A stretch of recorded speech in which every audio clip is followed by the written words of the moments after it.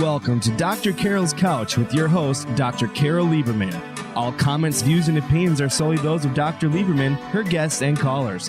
Now it's time to have a seat on Dr. Carole's Couch. Here's your host, Dr. Carole Lieberman. And welcome to today's edition of Dr. Carole's Couch. I'm your psychiatrist host, Dr. Carole Lieberman. Today we're going to be talking about, and I'm wondering, Jordan, if you can get if I'm on camera. I guess I am because there's a green thing. Okay, I'm getting a little distracted here. All right, today we're going to be having an incredibly important show. I'm sure you're all sort of sensing that 9/11 is coming, the anniversary, the 25th anniversary. And our country each year during these 25 years has forgotten about it more and more. And today's show is going to tell you why no one in America should forget. So it's called Why MAMDANI Must Not Show His Face at Ground Zero on 9/11.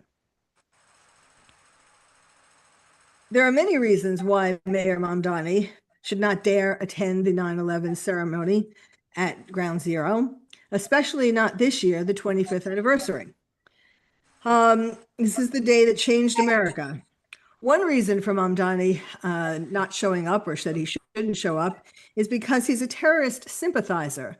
So it would be hypocritical for him to attend this ceremony. Another reason is that over 90,000 Americans have signed the petition begun by today's guest, Giovanni Galante, who lost his wife on 9/11, and his collaborator, Walter Matsuka, who lost his father on 9/11, and then his eyesight from the stress. We also have Jeanette Puccio, who lost her father on 9/11. And these, it was Giovanni's brainchild to start a petition because MAMDANI wouldn't just bow out gracefully. So now we have over 90,000 people who are saying the same thing, to not show your face at Ground Zero. Now, another reason why he shouldn't show up is because there's going to clearly be a brawl if he does, especially now that people know that he's been asked not to show up. But I can't imagine him walking into the ceremony, the solemn ceremony. I'm sure you've probably watched it. And just saying, hi, I'm Mayor MAMDANI. So you will hear more reasons during this show for why he shouldn't show up. Let's start today, and let me actually, let me start by introducing my guests and hearing their story. Let's start at first with their story of 9/11, their personal story. So, Giovanni, why don't you take it away? Sure. Thank you for having us on the show, Carole. I'd like to start by saying, I did start the petition. I didn't start it, I don't want to say by myself, but with other family members that really thought this was an important fact to bring up, and hopefully we can get him to stay home, but we don't know what's going to happen. It's personal to me, obviously, because I lost my wife. She was one of 3,000 people murdered that day. Our ask is simple. We don't want any craziness. The 25th anniversary is a day of peace for us. We are focused on honoring the victims and us, the survivors. We just want it to be a peaceful day of prayer for us, like it is every year, where we don't have to explain why we don't want someone to come into an anniversary or a ceremony that belongs to us. I don't think it's fair that they ask why we don't want them there. If we don't want you there, it should just be understood, and we should go on with our day of peace. Simple. That's true. If he would have just accepted that from the first minute that he heard about your petition and heard about all the people who didn't want him to be there, if he would have just said, okay, I get it, I'm staying home, you have my sympathies or condolences, or I'll put out a statement. But right. Instead, he's made this whole thing explode by continuing to refuse. Yes. And if we can have Jeanette speak about it, because she's great with numbers and terms and dates. Mm-hmm.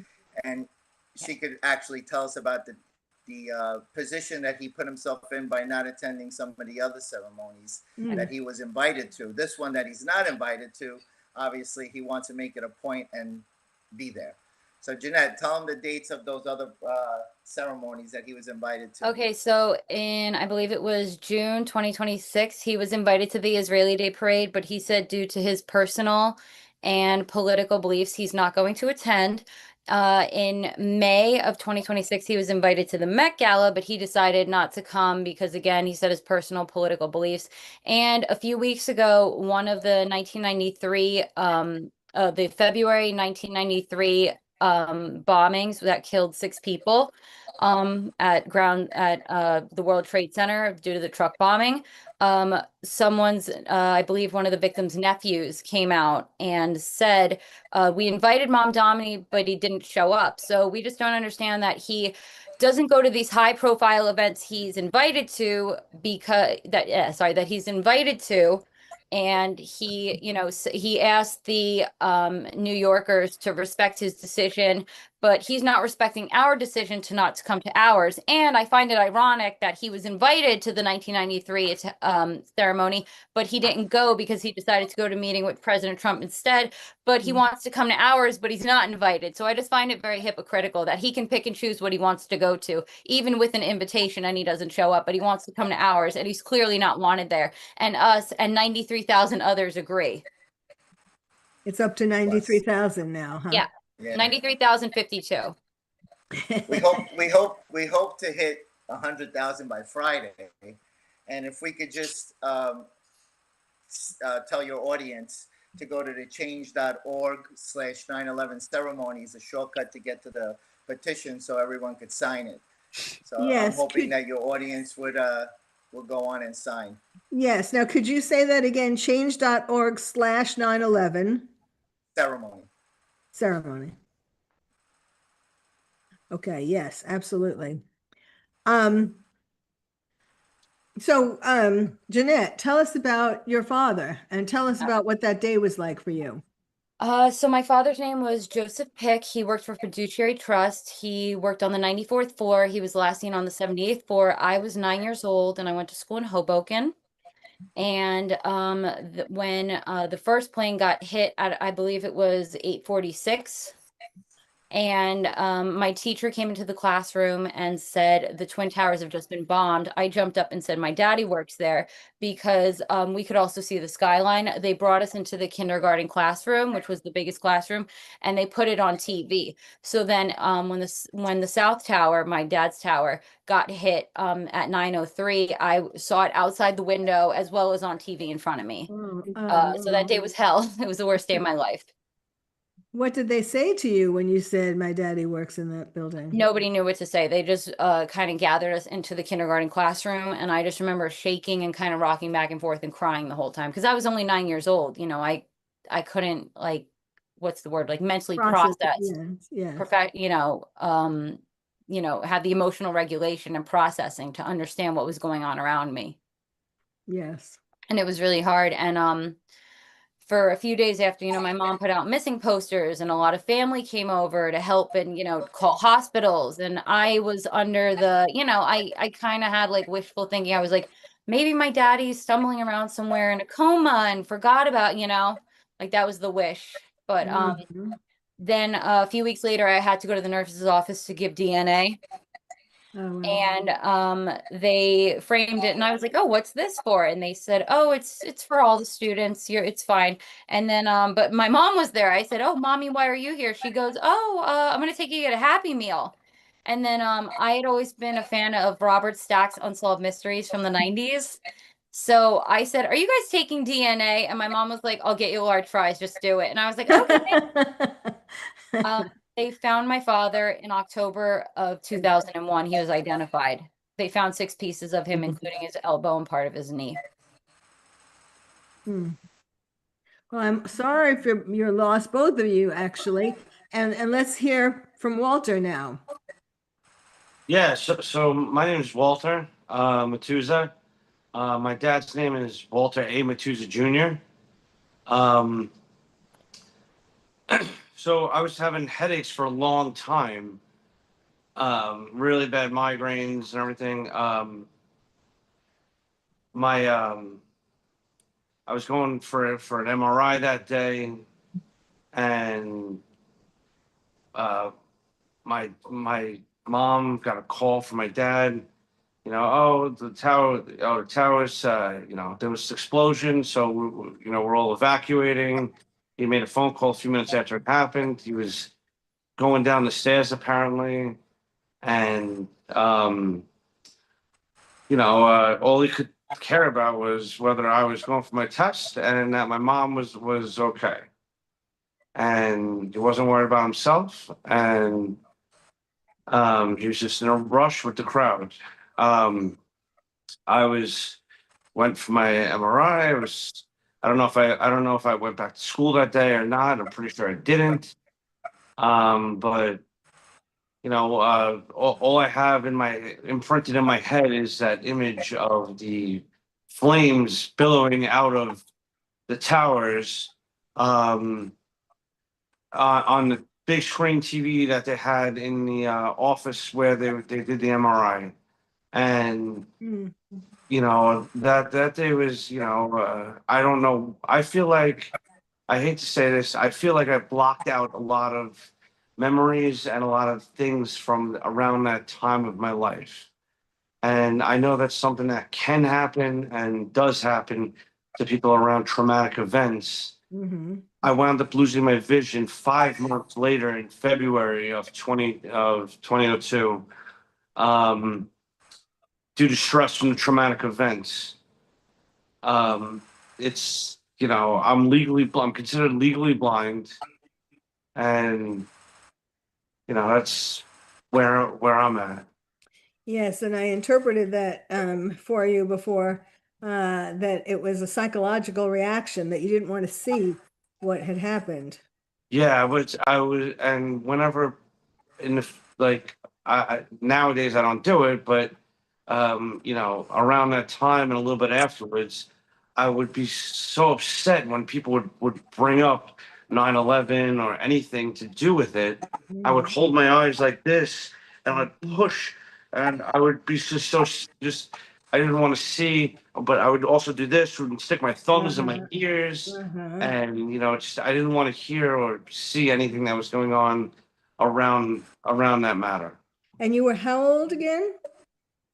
I was the same age as Jeanette. I was 9, just about to turn 10. My birthday is September 26th, Mm. and it just happened right before my birthday, and I was so upset. I didn't know where my dad was for my birthday. Mm. Um, and we found out, I think maybe 2 weeks later, that they found him. Uh-huh. Oh, it's all tragic. And he wasn't even supposed to go to work that day. He was just going in to pick up a projector, and a few other things for a baseball awards ceremony for my little league. He was the coach, a fisherman, and he did all of that stuff for our baseball team. Yes, that's really, really tragic. All right, Giovanni, let's come back to you. Tell us about that day. I know you said you lost your wife, but what was 9/11 itself like for you? So that day was a horrific day for me. I witnessed the whole thing. I worked in Manhattan at that point. I worked for Con Ed at that time. And our transformers is one of the first things that indicates to us. I was in electric engineering department where my boss came over to me and told me, listen, we just found out that the transformers at the trade center went down. I know your wife works there. You might want to go, see what's going on. That first train that came, I got on. I was the last one at the stop for Fulton. After that, no other train passed by for that time period on to to the catastrophe. I went out looking for it, trying to get to the building. As we all know, in '93 it happened as well. My wife survived that one, but she did Mm. not come home until way past 2 a.m. Huh. The next morning. So we were kind of hoping that she was somewhere, but obviously, at this point, when both buildings fell and we had no indication of her calling any one of us, because she'd be the first to call me, her sister, her parents, my sister, she'd reach out no matter how or what, she'd get in touch. But that day was just waiting and waiting, and nothing came of it. Obviously, trying to get to the building, the cops that did stop me, and they said that I was not allowed to pass that border where they were holding people back from. And as I asked, I said, hey, my wife was here in 93. I really want to make sure she's okay, and maybe she's somewhere out here that I can find her and, help her out. They're like, well, you can't because another plane is coming. And Oh that's my when, God. my face, my whole body just went shut down and said, what? Like, I couldn't believe that two officers knew another plane was coming. And within seconds, the roaring sound above me, right into the second building. And from that point on, we all know time frames of what happened, and people running. Obviously, we all ran the other direction once the first building fell, because you just couldn't go towards it. It was impossible. As much as you wanted to get to that other side, you couldn't. It was I almost felt like I was in a movie scene. That's how, just it felt surreal. Yes. And it was a tough day, and it's still, tough to think about. And I come to this conclusion where we don't understand today's kids that don't know what really happened. Most people, they look at these pictures and they think they're AI, and it kind of makes me want to put my That's hand to the true. screen That's a and good just bang point. their head on the. Yeah. They just don't. I had one person say, "Oh, this is AI." I'm like, AI. I'm like, this was way before AI, and this is reality. And if people don't learn this in school or their parents or wherever they need to learn it, it's going to be, an awful place to live if we keep going in this direction. Yeah. Yes, and as the years go by, of course, there are more and more people who were not born yet. Who- and And no it doesn't knowledge. it doesn't have the same impact, because I'm sure like Pearl Harbor, for example. I studied Pearl Harbor in school, and I even visited Pearl Harbor in Hawaii, Sorry. That's right. but I was not around. Well, I mean, Pearl Harbor happened December 7th, 1941. Yes. mhm.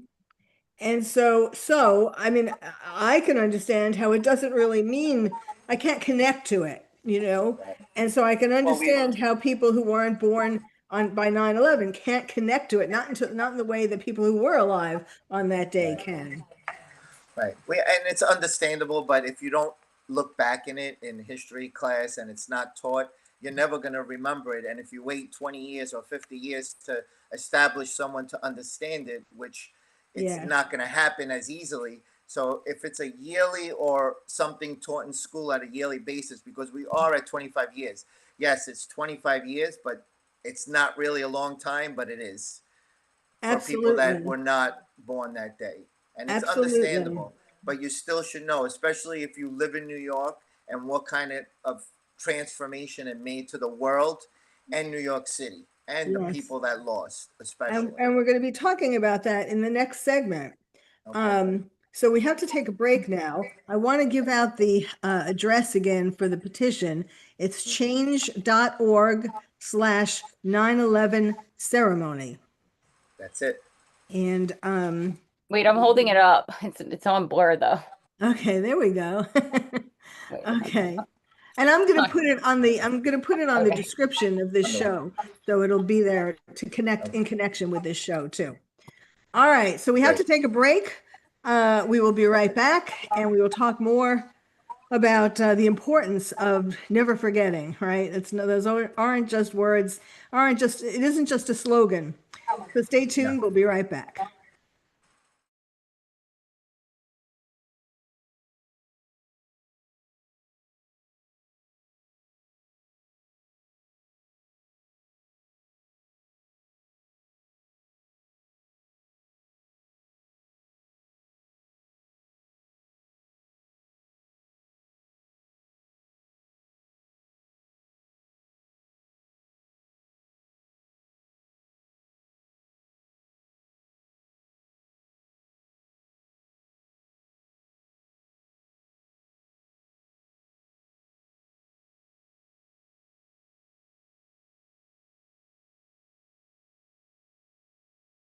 Welcome back to Dr. Carole's Couch. Now back to the show. Here's Dr. Carole Lieberman. And welcome back to Dr. Carole's Couch. I'm your psychiatrist host, Dr. Carole Lieberman. We're talking today about why MAMDANI, the mayor of New York, why MAMDANI must not show his face at Ground Zero on 9/11. As I mentioned earlier, there are a lot of reasons why. First of all, he's a terrorist sympathizer. He was cheering, one of the terrorists who was cheering on 9/11.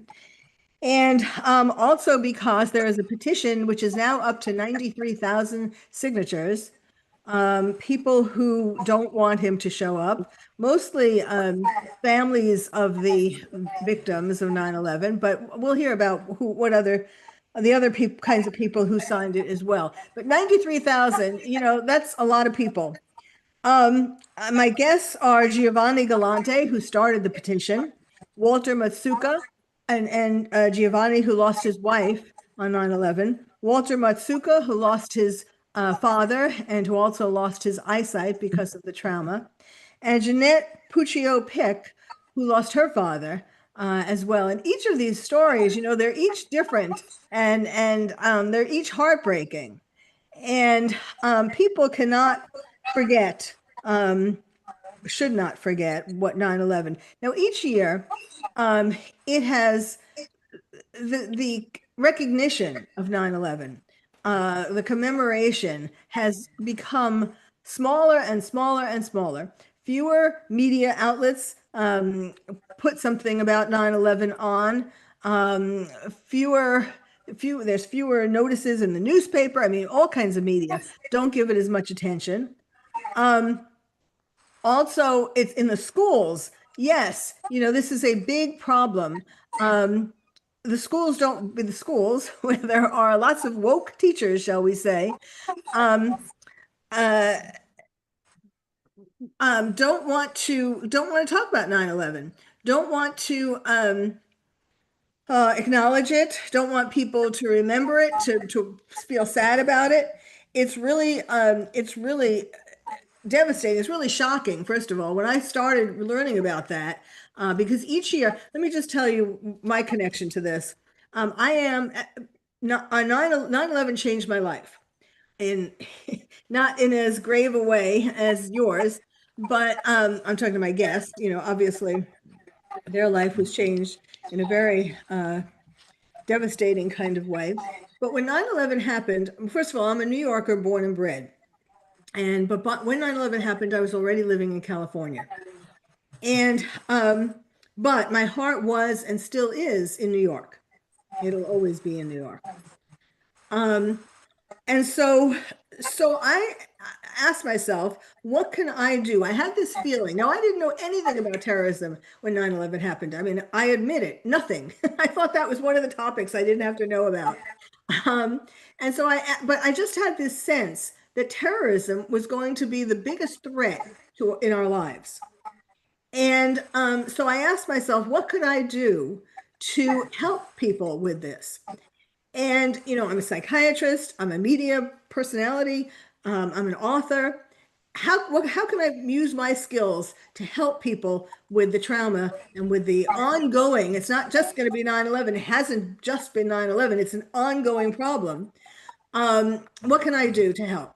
And so that's when I decided to become the terrorist therapist, which I trademarked. And I have been helping people, of course, in America first after 9/11, then in London after 7/7, which was their 9/11, and Manchester in the UK, Paris, they had their huge terror attack. And then I've been to Israel after 10/7, and I've been helping people there too. And I continue to help Israelis through Zoom. So, and I've written 2 books on terrorism. The most recent one is called Lions and Tigers and Terrorists, Oh My, How to Protect Your Child in a Time of Terror. So I have been, devoted to this. And, one of the most important things that is, and I host a podcast called The Terrorist Therapist Show. And at the beginning, it was more about, helping people with the trauma and so on. It's still about that whenever there's a new attack.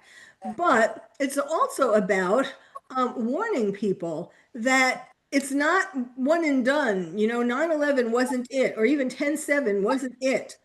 The terrorists for 1,000 years have planned to take over the West. And they've already taken over Europe.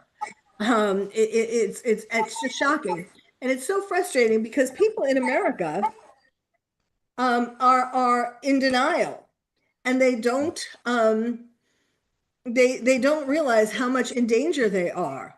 And so I'm every year. I don't know if any of you saw this, but did you have in the last 25 years? Well, I did it for the last 5 years. In the last 5 years, did you happen to see a mobile billboard, a truck going around New York City, Manhattan, with video about 9/11 and about terrorism and so on? I did. Did you? I did. Yeah, I did. That's me. That I was remember me. seeing That it. was I. Okay. I have been I doing did this not, for obviously. what? I said I did not, obviously. Okay. Yeah, Well, I it's actively big. avoid it. It was really big. And it because I have felt strongly about, the people forgetting and people forgetting both 9/11 and people forgetting that that this is a major problem, the worst problem in our lives. So I'm going to be doing another music video this year as well. Um, so I have been dedicated to this, and you have my heart. And I also have been dedicated before I even knew about your petition, to warning people before he was elected, and then telling people what a mistake they made after he was elected about Mandami. How people in the video that I'm doing for this year is a comparison of what the world was like, what New York was like, America was like, on 9/11, and what it's like today. And so things like showing that we now have essentially a terrorist. I know you're not supposed to say that. I'm Islamophobic, supposedly. But a terrorist mayor, and all these things that we're doing around America, of course, letting all these people in to begin with, through the border, and all the danger that we're in, having the call to prayer play in New York City. In New York City, where 9/11 happened. What happened, And other yeah. cities too, Dearborn, Michigan. There are other cities in America where this play. And it's not about, being Islamophobic. It's about really telling, and of course, as I always have to say on my podcast, not all Muslims are terrorists and not all terrorists are Muslim. Be that as it may, we are just committing, it's suicidal empathy. We are empathizing so much that we are bringing more death on ourselves. So that's my story. No, it's not Islamophobic. It's the truth. Right. Do you want to people, continue? the people. Go ahead, Walter. Tell them what you were going to say. I know what you're going to say. Go ahead. It's not Islamophobic. It's the truth. It's incredibly disrespectful for Mayor MAMDANI to show up to the place where he is not welcome, to a place where he he has sympathy for and allegiance with people who have connection to terrorism. And I really don't want him. If Mayor MAMDANI is listening right now, I'm asking you not to show up. This bothers me to my core that if he's going to be there, and especially that he wants to speak. He said something about that. That's disturbing. Ew. Now that would be more of an insult to us, of course, but no one's ever spoken at the 9/11 ceremony, so I don't know why people are saying that. I think they're just throwing some stuff out there and trying to see, how people react to it. I don't think no one spoke, like not even the president. I mean, Never. I usually Right. watch it, but I didn't remember. No one's ever spoken. It's about the families and the memories of people. Right. The only people that speak are the people that say the names, the people that, say the names every year, and whoever it is up there that, wants to say it's my uncle or my father or my mother or my aunt or whoever it is passed away that day. But, we hate to say the words lost, because we didn't really lose anyone. They murdered our family members is what they did. And, it's a big slap in the face if he does show up. Obviously, If he cares enough, What do you think? he What do would you just- think would happen if he showed up? Well, he would try to sympathize with some of the family members and try to talk to them and shake their hand. But obviously, I would never shake his hand, or I would not talk to him, because I don't need to talk to him. There's nothing that I need from him that can help me. What I would need is him to stay home, and that's it. It's the final answer is, I'm taking the day off for me. That's what he should do. It's not about anything. His smile, his support, we don't need it. Because if you support behind doors the people that did this, and you are friendly with those, I mean, his own father wrote a book about it, so I don't have to say any more than that. So if you can't be one person to the public and then behind closed doors say, hey, you know what, I really don't like you, I want to kill you. You know, I don't know what he says behind closed doors, but that's what it seems like. And I'm not going to insinuate. His wife is even worse. You know that, right? Yeah. Oh yeah.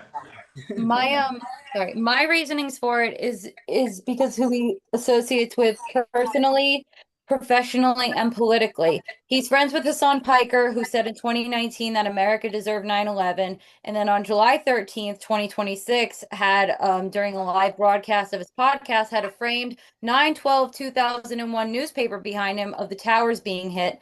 And then in June of 2026, his endorsement for Senate of Abir Koa, who back in 2017 said that 9/11 was just something a couple of people did, minimizing it, saying it was due to white supremacy and Islamophobia. And then professionally, on January 1st, 2026, he hired Ramzi Kasim, an ex-Al-Qaeda lawyer, to his personal chief counsel as mayor.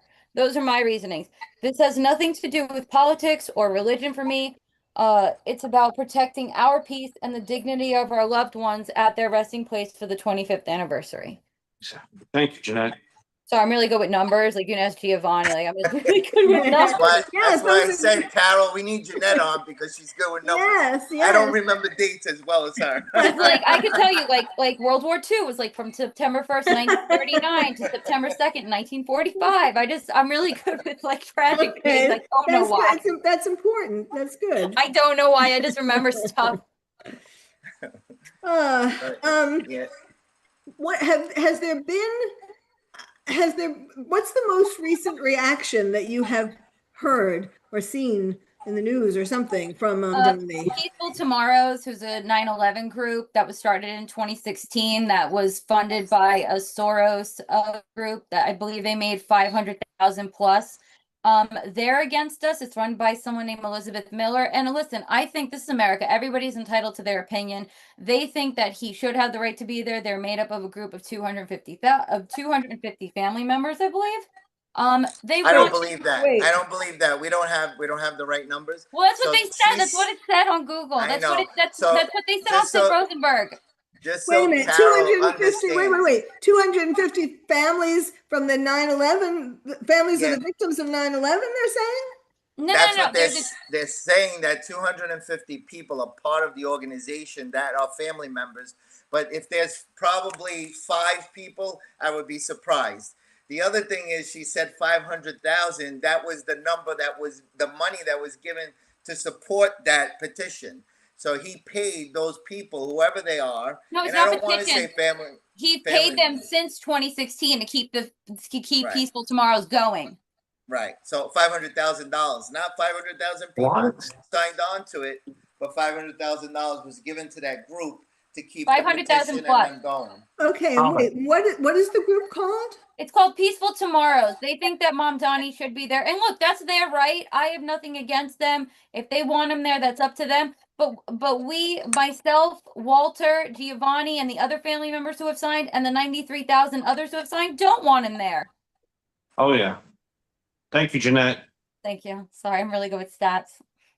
I don't know why. But the last thing is that the latest news is that he's saying that he is going to come. He said that in late July when he was asked by a CBS reporter.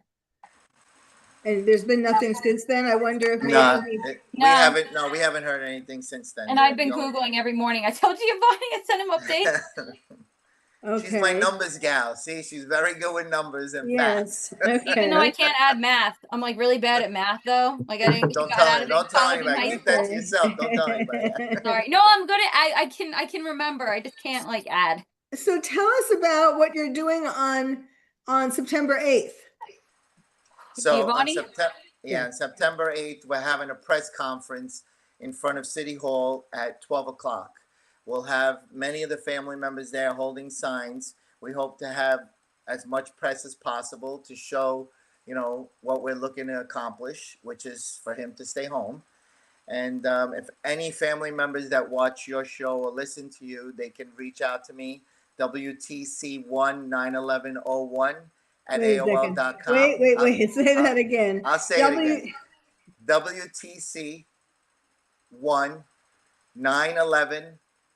WTC1-91101 at AOL.com. The family members could reach out to me and I can give them the information to get their their loved one's photo printed for that day. So as many people that want to come can come. We'll be on the steps of City Hall. I appreciate the news getting out there and hopefully we can get a big crowd. I'm trying to show a Janette- picture of it. God damn it. Yes. Yes. I'll send it to you, Carol. Yeah, this Yes, blur you've thing is been- not working. You've been posting it on Facebook. Yes. I've seen it. Yes. Instagram, TikTok, Twitter. All of it. Well, good. I hope we get all of New York there. Yeah, we have a lot of support. I'm getting letters from the Port Authority. I'm getting letters from people that just want to show their support that we're doing the right thing. And look, out of 93,000 people, I can count on one hand how many people gave me negative reviews. And those are probably just trolls. 2 for me. Yeah.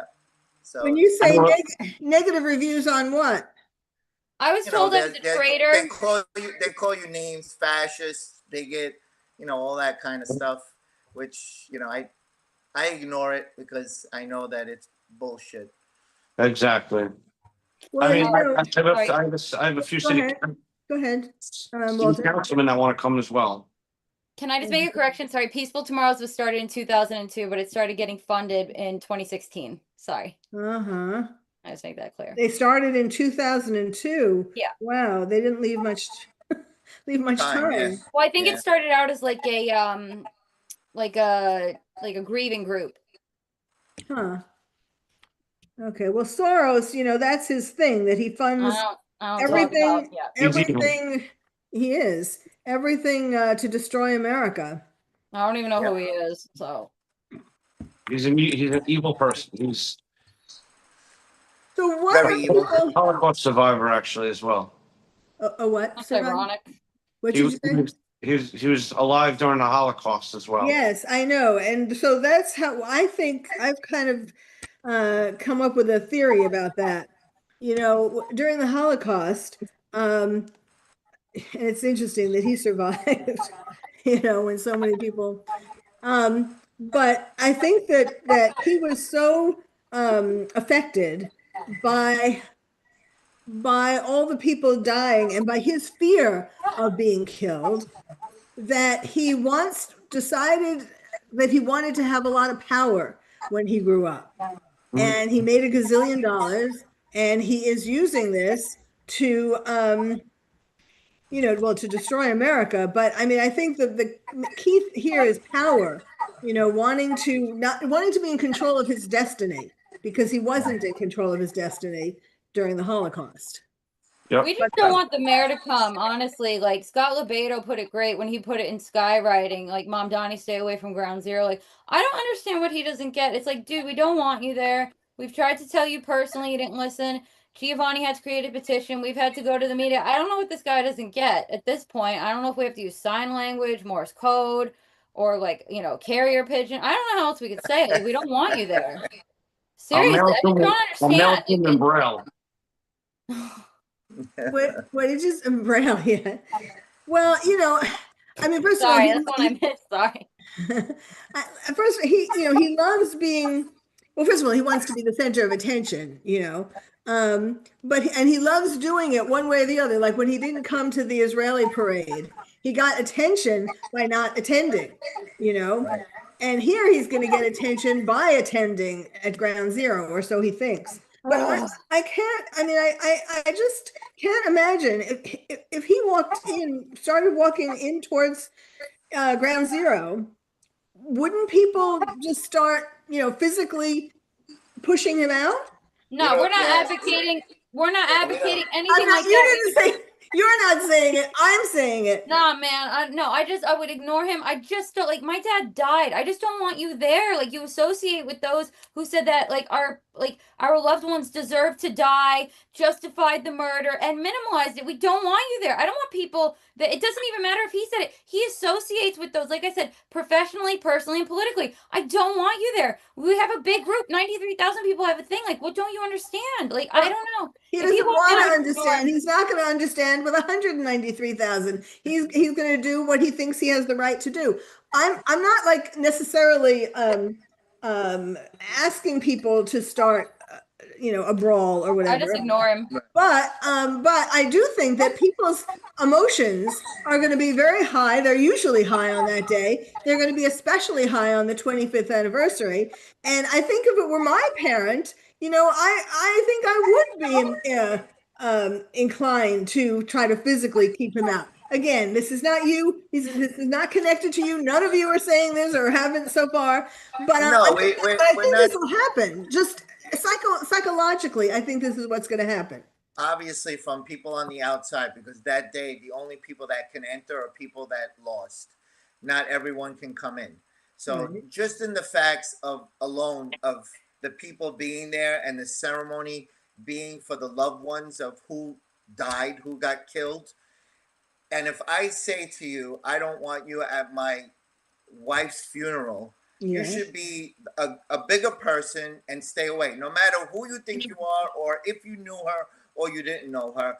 Point being is stay away from what we asked for. If we wanted you there, we would say we didn't care. But obviously it affects us all from someone that kind of feels different than we do on the deaths and the tragedy that happened that day. You might think, when I say you, I don't mean you, I mean him. And I don't say his name because I don't even want to give him that power of saying his name. He's just the mayor of New York to me. That's it. He's lucky he has that title.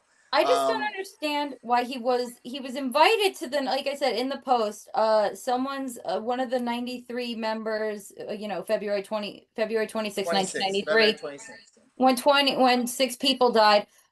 Someone's nephew did an interview with the Post, and they said he was invited, but he didn't come. So you go where you don't go where you're invited, but you go where you're not invited. I just don't understand that's who he is. He's just trying to show his power and trying to, it's his true It's full. His true soul is just showing through. That's all. Yeah. Now let's we don't have a lot of time left, but I want to ask you just kind of quickly, have you been involved or what do you know about, there people died, not just the 3,000 in the Twin Towers and the people at the Pentagon and the people in Pennsylvania on the field. It wasn't 3,000, it was 2,977. Approximately. I know, approximately. Yes. Sorry. Okay. Yeah, but you're talking about the people that died from cancer that helped. Yes, exactly. There are more people who died from working at the grounds than people who died in the building. Yeah, and it's a tragedy that it's happening till this day.